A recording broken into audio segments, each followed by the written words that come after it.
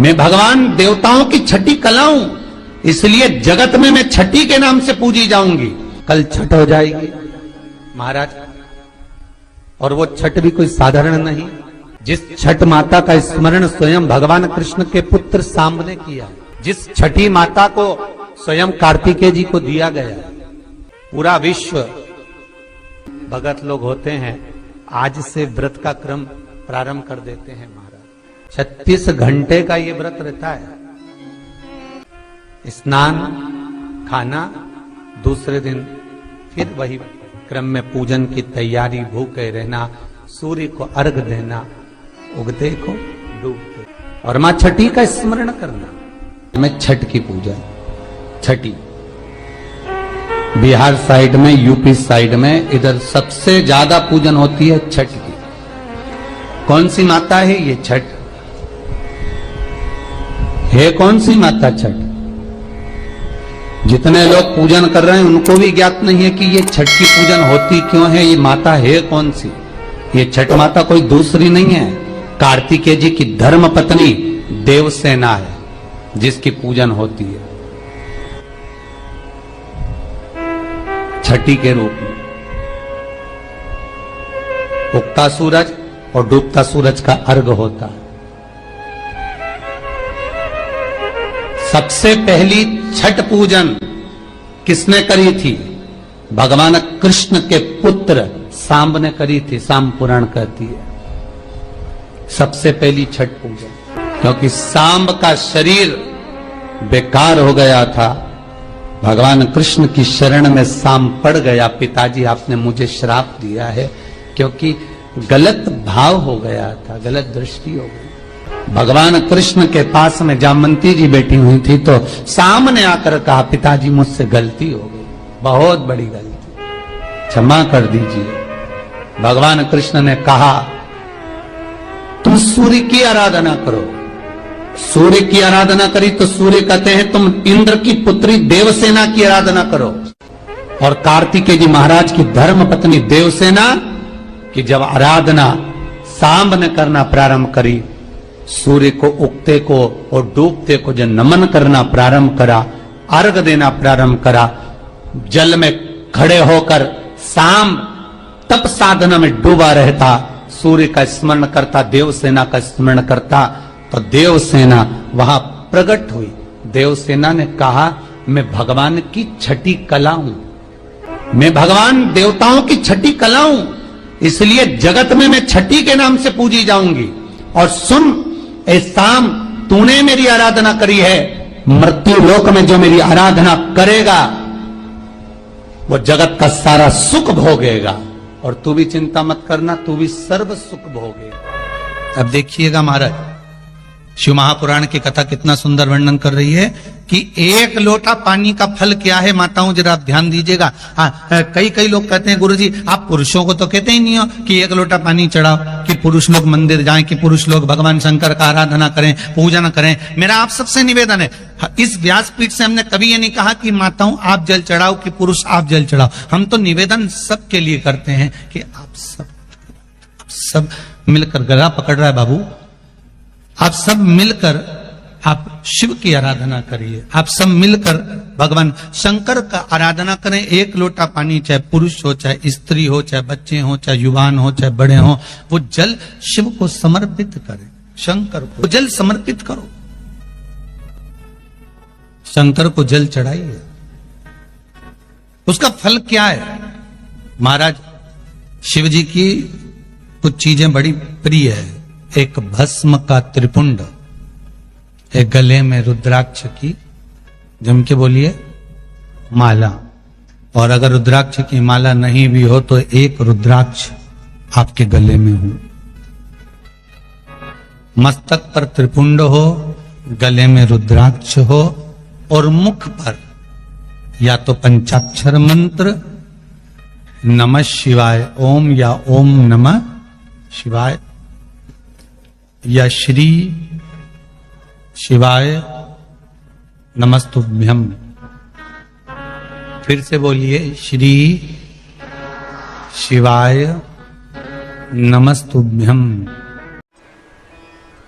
बहुत कर्जा देना है गुरुजी, बहुत तकलीफ में जिंदगी चल रही। हम बहुत जगह जाते हैं, प्रार्थना करते हैं, निवेदन करते हैं, बहुत जगह जाकर हम कहते हैं, प्रार्थना करते हैं, निवेदन करते हैं, रिटर्न बराबर। हम बहुत जगह जाकर बोलते हैं, बहुत कर्जा है गुरुजी, बहुत कर्जा, बहुत कर्जा, बहुत तकलीफ है गुरुजी।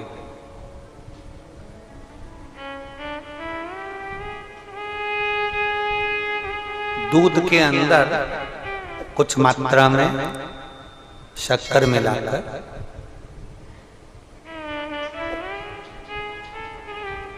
कुछ मात्रा में शक्कर मिलाकर दूध के अंदर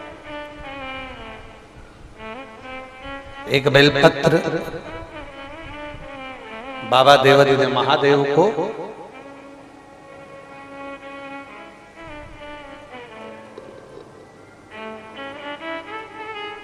भगवान शिव को जब आप समर्पित करें तो जैसे ये शिवलिंग है और शिवलिंग की जो जलाधारी है, जलाधारी की ओर इस डंडी का मुख, जलाधारी की डंडी की, जलाधारी की ओर इस डंडी का मुख, ये से जलाधारी इधर है तो ये डंडी का मुख शिवलिंग पर इधर की ओर।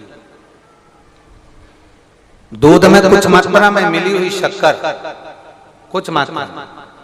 हमेशा एक बात याद रखना कि जब भी सूर्य नारायण भगवान को जल दिया जाता है या शंकर भगवान को कोई जल समर्पित किया जाता है, शिव जी को जल चढ़ाया जाता है, तो जो जल चढ़ाने वाला पात्र होता है जिसमें जल भरा है या दूध भरा है या सामग्री भरी हुई है और आपको अभिषेक करना है, शंकर भगवान से अपने मन की कामना वाला पूजन करना, प्रयास करना।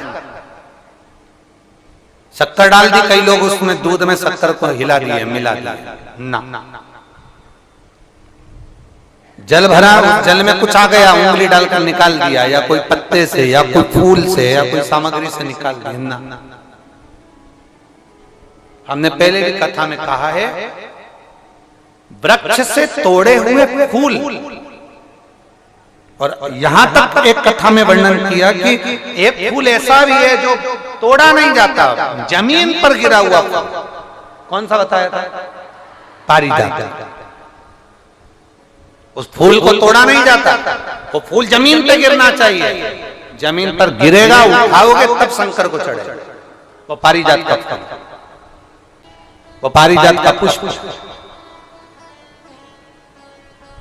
पुष्प का एक नियम है, आप वृक्ष से फूल तोड़े आपने और उसको धो दिया, वृक्ष को, टूटे हुए फूल को तुमने धो दिया या पानी के पात्र में उसको डाल दिया, पानी के पात्र में भी अगर उसको डाल दिया, तुम्हारे पास बाल्टी है, कमंडल है जिसमें पानी भरा हुआ है, लोटा है जिसमें पानी भरा हुआ है, उसमें फूल डाल दिया तुमने, वो फूल भगवान को समर्पित कर रहे हो, निकाल कर वो फूल भगवान शंकर कभी स्वीकार नहीं करेगा, कभी नहीं स्वीकार करेगा, कोई देवता उस पुष्प को कभी स्वीकार नहीं करेगा।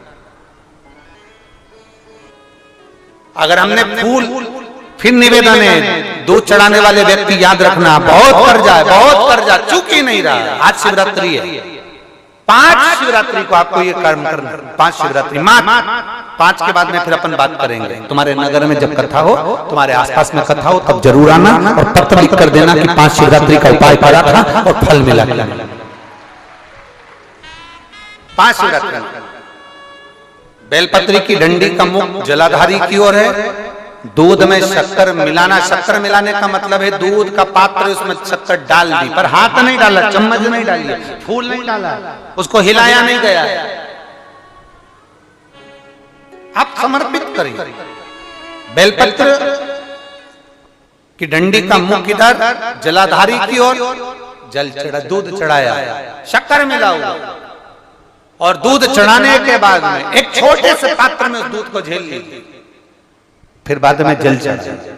पहले पात्र में दूध को झेल लिया, उसके बाद में जल चढ़ाया, फिर जल चढ़ाया।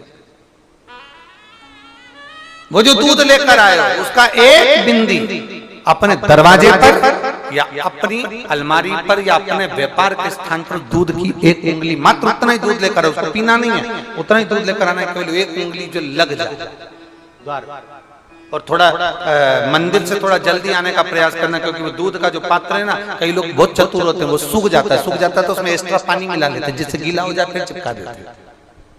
दुनिया में चतुर लोग बहुत सारे पड़े हुए हैं।